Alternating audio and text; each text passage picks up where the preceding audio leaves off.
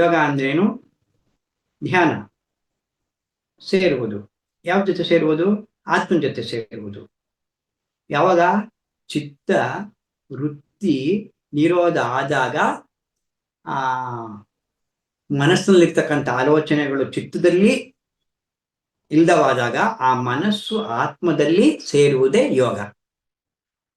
ಮನಸ್ಸು ಆತ್ಮದ ಜೊತೆ ಸೇರುವುದೇ ಯೋಗ. ಯಾಕಂದ್ರೆ ಇಲ್ಲಿ ಮಾನವ ದೇಹ, ಮನಸ್ಸು, ಆತ್ಮ, ಈ ಮೂರರಿಂದ ಆಗಿರ್ತಕ್ಕಂಥವ್ನು ಮಾನವ ಅಂತಕ್ಕಂಥವ್ನು.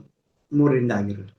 ಫಸ್ಟ್ ಏನಾಗುತ್ತೆ, ನಾವು ಕೈ ಕಾಲು ಕಟ್ಟಿದಾಗ ದೇಹ ಭಾವನೆ ಕಂಪ್ಲೀಟ್ ಹೊರಟೋಗುತ್ತೆ. ಕೈ ಕಾಲು ಕಣ್ಣು ಮುಚ್ಚಿಬಿಡ್ತೀವಿ, ಏನಾಗುತ್ತೆ? ಕಣ್ಣು ಮುಚ್ಚಿದ ತಕ್ಷಣ ಇಲ್ಲಿ ದೇಹ ಭಾವನೆ ಇರೋದಿಲ್ಲ. ಇದು ಏನೋ ಸುಲಭವಾದ ಕೆಲಸನೇ, ಇದು ಕಷ್ಟನೇ, ಎಲ್ರೂ ಮಾಡೋಕ್ಕಾಗಲ್ಲ. ಸ್ವಲ್ಪ ಪ್ರಯತ್ನ ಪಟ್ಟರೆ ಇದು ಬಹಳ ಕಷ್ಟದ ಕೆಲಸನೇ. ಧ್ಯಾನ ಅಂದ್ರೆ ಇದು ಇಷ್ಟು ಸುಲಭ ಅಲ್ಲ, ಬಹಳ ಕಷ್ಟದ ಕೆಲಸ ಅಂದ್ರೆ ಧ್ಯಾನ ಮಾಡೋದೇನೇ. ಇದು ಧ್ಯಾನ ಅಂತಕ್ಕಂಥದ್ದು ಕೃತಯುಗದ ವಿದ್ಯೆ.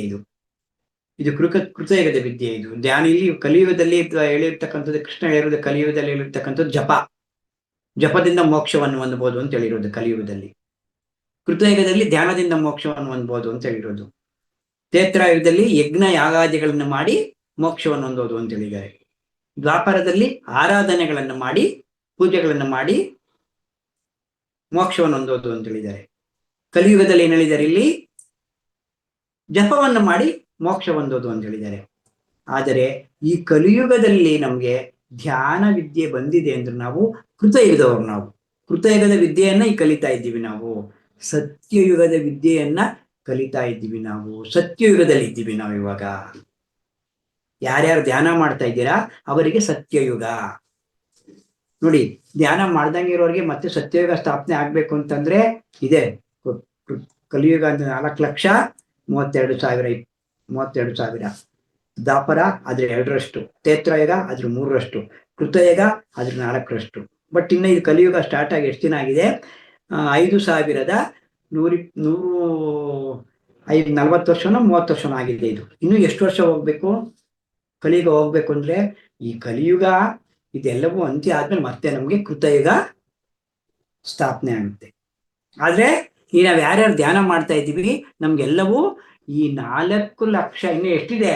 4,32,000 ವರ್ಷದಲ್ಲಿ 5,000 ಹೋದ್ರೆ 4,25,000ನೇ ಅನ್ಕೊಳ್ಳಿ. 4,25,000 ವರ್ಷಗಳೇ ಮುಂದೆ ಇದ್ದೀವಿ ನಾವು ಧ್ಯಾನ ಮಾಡೋರು.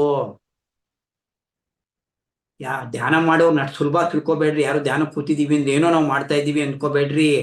ಬಹಳ ಅದ್ಭುತವಾದ ಸಾಧನೆ, ಬಹಳ ಅದ್ಭುತವಾದ ಕೆಲಸ. 4,20,000 ವರ್ಷಗಳು ಆದ್ಮೇಲೆ ಬರ್ತಕ್ಕಂಥ ವಿದ್ಯೆಯನ್ನ ಇವಾಗ ಕಲಿತಾ ಇದ್ದೀವಿ ನಾವು, ಧ್ಯಾನ ವಿದ್ಯೆಯನ್ನ. ಕೃತಯುಗದ ವಿದ್ಯೆ ಧ್ಯಾನ ಅಂತಂದ್ರೆ ಇದು ಅಲ್ವಾ? ಅದರಲ್ಲಿ ನಾವು ಬಂದಿದ್ದೀವಿ ಅಂದ್ರೆ ಕಡಿಮೆ, ಧ್ಯಾನಕ್ಕೆ ಬರೋರು ಬಹಳ ಕಡಿಮೆ. ಆ ಕಡಿಮೆ ಬಂದಿದ್ದಾರೆ ಅಂದ್ರೆ ಅವ್ರು ಕೃತಯುಗದವ್ರೇ, ಕೃತಯುಗದಲ್ಲಿ ಜನ್ಮ ತಗೊಂಡಿರೋರು ಇಲ್ಲಿ ಮತ್ತೆ ಬಂದಿದ್ದೀವಿ ಇಲ್ಲಿ ನಾವು, ಅಲ್ವಾ? ನೋಡಿ, ಇಲ್ಲಿ ಏನಾಯ್ತು ಅಂದ್ರೆ ಒಂದ್ಸಾರಿ ಬ್ರಹ್ಮನ ಹತ್ರ ಹೋದ್ರಂತೆ ಎಲ್ಲಾರು. ಕೃತಯುಗದಲ್ಲಿ ನಾವು ಧ್ಯಾನ ಮಾಡಕ್ಕಾಗಲ್ಲ, ಏನ್ ಮಾಡ್ಬೇಕು? ನಾವು ಧ್ಯಾನ ಮಾಡಕ್ಕಾಗಲ್ಲ, ಏನ್ ಮಾಡ್ಬೇಕು? ಎಲ್ಲರೂ ಧ್ಯಾನ ಮಾಡಕ್ಕಾಗಲ್ಲ ಅಂತಲ್ಲ. ಅವರು ಸ್ವಲ್ಪ ಹಂಗೆ ನಿಂತು ಹೋದ್ರಂತೆ. ಆಮೇಲೆ ಇದ್ರಲ್ಲಿ ತ್ರೇತಾಯುಗದಲ್ಲಿ ಹೋದ್ರಂತೆ. ನಾವು ಯಜ್ಞ ಯಾಗಾದಿಗಳು ಮಾಡಕ್ಕಾಗಲ್ಲ, ಖರ್ಚು ಬರುತ್ತೆ ಯಜ್ಞ ಯಾಗಾದಿಗಳು, ಏನ್ ಮಾಡ್ಬೇಕು ಅಂತ ಅವ್ರು ಸ್ವಲ್ಪ ಜನ ಹಂಗೆ ನಿಂತು ಹೋದ್ರಂತೆ. ಮತ್ತೆ ದ್ವಾಪರದಲ್ಲಿ ಆರಾಧನೆಗಳು, ಪೂಜೆಗಳು, ಪುನಸ್ಕಾರಗಳು, ಸಾಮಾನು ಸಾರ ಎಲ್ಲ ಬೇಕಲ್ವಾ, ಅದು ನಾವು ಪೂಜೆ ಮಾಡಕ್ಕಾಗಲ್ಲ ಅಂದ್ರಂತೆ. ಅಲ್ಲೆಲ್ಲ ಯಾರ್ಯಾರು ಮಾಡಕ್ಕಾಗಲ್ಲ ಅಂತ ನಿಂತಿದ್ರು, ಅದಕ್ಕೆ ಕಲಿಯುಗದಲ್ಲಿ ಯಾಕೆ ಜನಸಂಖ್ಯೆ ಜಾಸ್ತಿ ಆಗಿದೆ ಅಂದ್ರೆ ಅವ್ರೆಲ್ಲರನ್ನು ಕಲಿಯುಗದಲ್ಲಿ ಜನ್ಮ ತಗೊಳ್ರಿ ಅಂತ ಹೇಳಿದ್ರಂತೆ ಬ್ರಹ್ಮ. ನೀವೆಲ್ಲರೂ ಅದಕ್ಕೆ ಕಲಿಯುಗದಲ್ಲಿ ಜನಸಂಖ್ಯೆ ಜಾಸ್ತಿ ಆಗಿರೋರು. ಅಲ್ಲೆಲ್ಲ ಏನೇನು ಧ್ಯಾನ ಮಾಡ್ದಂಗೆ ಆಗಲ್ಲ ನಮ್ಮ ಕೈಲಿ ಅಂದ್ರಲ್ವಾ, ಅವರೆಲ್ಲ ಬಂದು ಕಲಿಯುಗದಲ್ಲಿ ಜನ್ಮ ತಗೊಂಡಿದ್ದಾರೆ ಅಲ್ವಾ? ಅದರಲ್ಲಿ ನಾವು ಈಗ ಈ ಕಲಿಯುಗದಲ್ಲಿ ಧ್ಯಾನವನ್ನು ಕಲಿತಾ ಇದ್ದೀವಿ ಅಂತಂದ್ರೆ ನಾವು ವಿ ಆರ್ ಆಲ್ ಕೃತಯುಗದವರು, ಕೃತಯುಗದ ಆತ್ಮಗಳು ನಾವು ಅಲ್ವಾ? ಅದಕ್ಕೆ ಇಲ್ಲಿ ಧ್ಯಾನ ಅಂದ್ರೆ ಏನ್ ಮಾಡ್ಬೇಕು ನಾವು? ಮನಸ್ಸು ಶರೀರ ಕಣ್ಣು ಮುಚ್ಚಿಬಿಡ್ತೀವಿ. ಕಣ್ಣು ಮುಚ್ಚಿದ ತಕ್ಷಣ ಏನ್ ಬರುತ್ತೆ? ಆಲೋಚನೆಗಳು ಬರ್ತವೆ ನಮ್ಗೆ. ಒಂದ್ರಿಂದ ಒಂದು ಆಲೋಚನೆಗಳು ಬರ್ತವೆ. ಈ ಆಲೋಚನೆಗಳು ಯಾಕೆ ಬರ್ತವೆ? ನಿತ್ಯ ಜೀವನದಲ್ಲಿ ಏನು ಘಟನೆಗಳು ನಡೆದಿರುತ್ತೆ ಅದೆಲ್ಲವೂ ನಮ್ಮಲ್ಲಿ ಸ್ಟೋರ್ ಆಗಿರುತ್ತೆ ಅಲ್ವಾ? ಆ ಸ್ಟೋರ್ ಆದಾಗ ಏನಾಗುತ್ತೆ? ಅದು ಆ ಆಲೋಚನೆ ಎಲ್ಲಾನು ಮನಸ್ಸೆಲ್ಲಾನು ಕೆಲಸ ಮಾಡ್ತಾ ಇರುತ್ತಲ್ಲ, ಅದರ ಚಿತ್ತದಲ್ಲಿ ಸ್ಟಾಕ್ ಆಗಿರುತ್ತೆ, ಚಿತ್ತದಲ್ಲಿ ಸೇರ್ಕೊಂಡ್ಬಿಟ್ಟಿರುತ್ತೆ, ಚಿತ್ತದಲ್ಲಿ ನಿಂತೋಗ್ಬಿಟ್ಟಿರುತ್ತೆ ಅಲ್ವಾ. ಆ ಚಿತ್ತದಲ್ಲಿ ನಿಂತೋದಾಗ ನಾವು ಧ್ಯಾನ ಕೂತ್ಕೊಂಡ್ರೆ ಏನಾಗುತ್ತೆ, ಆ ಚಿತ್ತದಲ್ಲಿ ಇರ್ತಕ್ಕಂಥ ಒಂದೊಂದು ಚಿತ್ತದಲ್ಲಿ ಇರ್ತಕ್ಕಂಥ ಆಲೋಚನೆಗಳು ಒಂದೊಂದೇ ಒಂದೊಂದೇ ಒಂದೊಂದೇ ಒಂದೊಂದೇ ಬರ್ತಾ ಇರುತ್ತೆ ಅಲ್ವಾ. ಇಲ್ಲಿ ಚಿತ್ತರಿತ್ತ ನಿರೋಧಿ ಅಂತಂದ್ರು, ಇಲ್ಲಿ ಪತಂಜಲಿಗಳು ಮನಸ್ಸು ನಿರೋಧಿ ಅಂದಿಲ್ಲ, ಚಿತ್ತ ಅಂದ್ರೆ ಮನಸ್ಸು. ಮನಸ್ಸು ಅಂದ್ರೆ ಸಂಕಲ್ಪಗಳನ್ನ ಹೇಳುತ್ತೆ ಮನಸ್ಸು. ಈ ಕೆಲಸ ಮಾಡ್ಬೇಕು, ಆ ಕೆಲಸ ಮಾಡ್ಬೇಕು, ಆ ಕೋರಿಕೆ, ಈ ಕೋರಿಕೆ ಬೇಕು ನನಗೆ, ನಾನೇನೋ ಒಂದು ಕಾರ್ ತಗೋಬೇಕು, ಏನೋ ಒಂದು ವಿದ್ಯೆ ಕಲಿಬೇಕು ಅಲ್ವಾ. ಇದು ಮನಸ್ಸಿನ ಕೆಲಸ, ಕೋರಿಕೆಗಳು, ಸಂಕಲ್ಪ.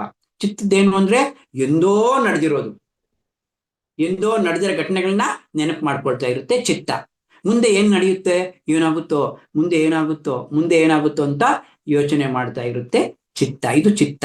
ಮನಸ್ಸು ಅಂದ್ರೆ ಸಂಕಲ್ಪ ವಿಕಲ್ಪಗಳು. ಚಿತ್ತ ಅಂದ್ರೆ ಸ್ಟೋರೇಜ್, ಹಿಂದೆ ನಡೆದಿರೋದೆಲ್ಲ ಓಲ್ಡು, ಭೂತ ಭವಿಷ್ಯತ್ತುಗಳನ್ನ ತಲೆ ಒಳಗೆ ಇಟ್ಕೊಂಡಿರೋದು ಚಿತ್ತ ಅಲ್ವಾ. ಆ ಭೂತ ಭವಿಷ್ಯತ್ತು ಏನು ನಡೆಯುತ್ತೆ, ಹಿಂದೆ ಭೂತ ಕಾಲದಲ್ಲಿ ಏನ್ ನಡೆದಿರುತ್ತೆ ಅದೆಲ್ಲ ಏನ್ ಮನಸ್ಸಲ್ಲಿ ಇಟ್ಕೊಂಡಿರ್ತೀವಿ ನಾವು, ಅದೆಲ್ಲವನ್ನು ನಿರೋಧ ಮಾಡುವುದೇ ಯೋಗ, ಚಿತ್ತವೃತ್ತಿ ನಿರೋಧ ಅಲ್ವಾ. ಅಂದ್ರೆ ಅಂಥವು ಏನಾಗುತ್ತಲ್ಲ, ನಮ್ಗೆ ಕಣ್ಣು ಮುಚ್ಚಿದಾಗ ಆಲೋಚನೆಗಳು ಬರುತ್ತೆ, ಆ ಆಲೋಚನೆಗಳು ಕಟ್ ಮಾಡ್ಬೇಕು, ಮತ್ತೆ ಉಸಿರಾಟದ ಮೇಲೆ ಗಮನ ಕೊಡ್ಬೇಕು.